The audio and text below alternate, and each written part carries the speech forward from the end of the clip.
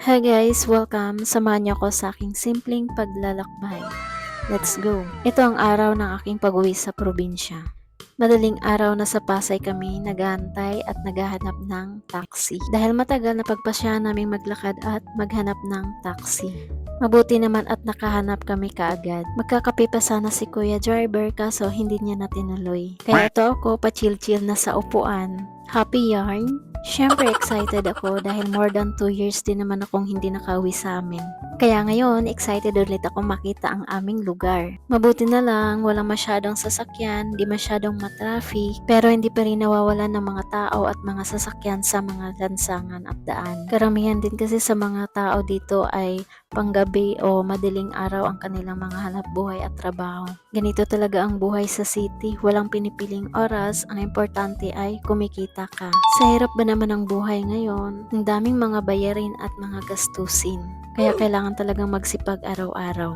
Well, ganoon talaga ang buhay dito sa mundo. Kailangan mong magbanat ng buto para mabuhay. Walang ising money, kailangan magtrabaho para mabili ang mga gusto at mga kailangan sa buhay.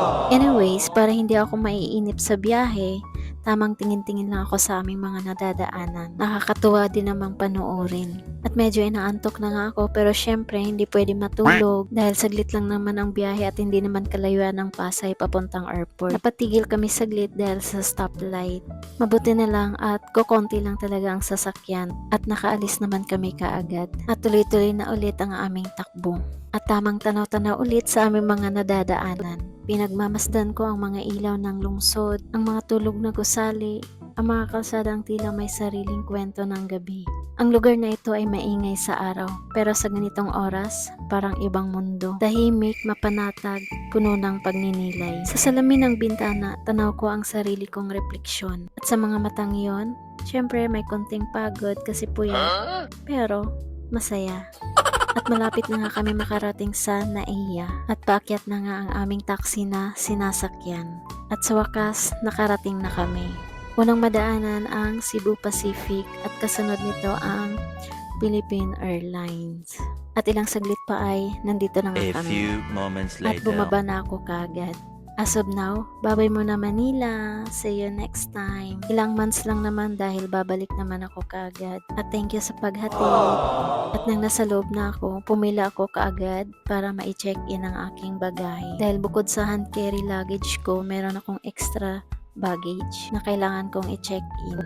At pagkatapos ay pumila kaagad ako dito para ma-scan naman ang lahat ng aking hand carry na bag. Mabilis lang naman ang proseso at nakapasok kaagad ako. Ngayon naman naglalakad ako papunta sa aking boarding gate at nasa gate 9 ako.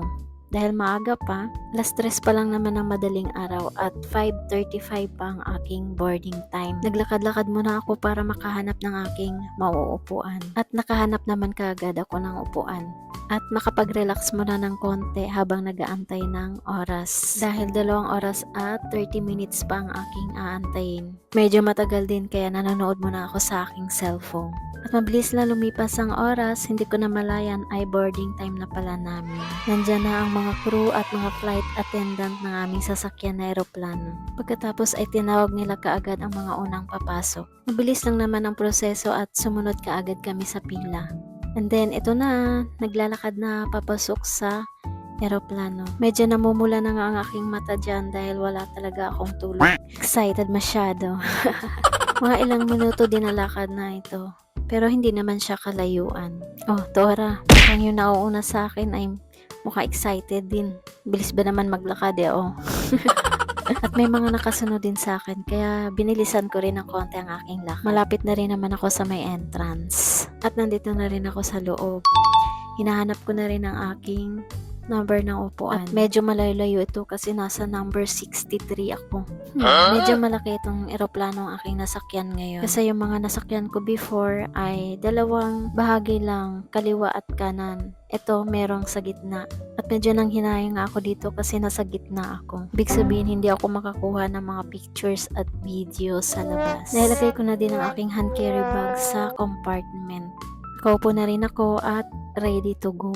Palis na rin kami dito at umaandar na rin ang eroplano. At karamihan sa mga nakasabayan ko mukhang mga inaantok din kagaya ko. Kadalasan kasi kapag umaga ang flight ay dapat madaling araw pa lang ay nasa airport ka na. Kaya ang ending, puyat talaga. Nasa impapawid na nga kami nito at parang nabibingay yung tenga ko sa lakas ng pressure ng hangin at bilis ng paglipad ng eroplano. Di bali, 2 hours lang naman ang aabuti ng pagbiyahe. At eto na nga, nakarating na kami. O diba, ang napakabilis. At nagsitayuan agad yung mga tao dyan. Excited na sila bumaba. Nakalapag pa lang ng eroplano at kanya-kanya nang kuha ng mga gamit sa compartment. At palabas na rin kami, kailangan nakapila ang paglalakad. Hindi naman pwedeng magunahan dahil maliit lang yung daanan.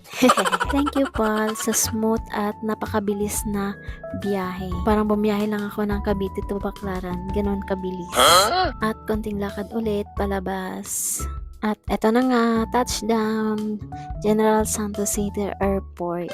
Napakaganda at napakalawak ng airport dito sa Jensen. Ang fresh at ang ganda ng mga view sa paligid. At after nito, bababa na kami para sa aming mga bagahe na naka-check-in kanina. Marami na ring tao sa baba, mga naghihintay at may mga nagtatanong nga dito kung gusto ba namin magpapa-assist ng pagbibitbit ng aming mga bagahe. Dahil maliit lang naman at kayang-kaya ko naman yung aking bagahe, hindi na ako nagpatulong. Ilang minuto pa ako naghihintay dito sa aking bag at mukhang nasa kahuli-hulihan yata yung akin. At nakuha ko na din yung aking bagahe at nagkamali pa nga ako ng dampot. Dahil yung una kong nakuha ay kahawig ng aking bag. Kaya akala ko tuloy ay akin. Yun pala ay hindi. Iba pala ang may-ari. Sorry naman. Humingi ako agad ng paumanhin sa may-ari ng bag at pinaliwanag ko sa kanya na kahawig ng aking bag ang kanyang bag. Kaya yun ang aking nadampot. At mabait naman yung may-ari. Kaya ayos lang. Wala akong naging problema.